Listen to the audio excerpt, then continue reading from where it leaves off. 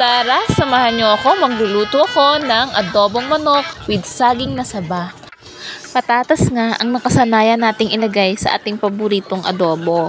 Pero, pwede nga rin natin itong palitan ng saging na saba. Bukod sa mas mura ito kaysa sa patatas dahil alam nyo naman, ang mahal ng mga bilihin, lalong-lalo na ng mga gulay at isa na doon ang patatas. Kaya try mo ito sa inyong adobo. Ayan, usual na pag-aadobo lang, igigisa lang natin ang sibuyas, bawang, at saka isasangkutsa natin yung manok.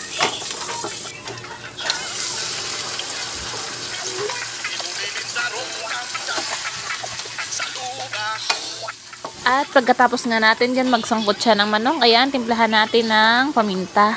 At saka lagyan na rin natin ng toyo at suka. Ayan, tansya-tansya lang tayo. Tansyameter lamang tayo. Wala tayong ditong panukat. Ayan, suka. At syempre, wag mo nang hahaluin. Kaya ang kumulo. Ayan, nagbalat na nga ako at naghiwa ng ilang pirasong saging na saba. Depende sa inyo kung ilan piraso ang ilalagay nyo. Ako, naglagay lang ako ng mga 5 piraso. At hiniwa ko nga yan sila sa gitna.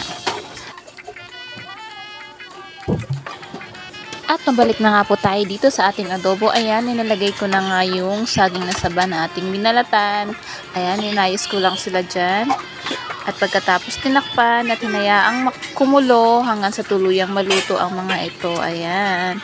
Halu-haluin mo natin paminsan-minsan para maging pantay ang kanyang pagkaluto. Tapos, ayan na nga po siya. Lumapot na yung kanyang sabaw. Kahit hindi tayo naglagay ng pampalapot dyan. At nga pala guys, naglagay din po ako ng sili para pandagdag sa lasa ang ating adobo.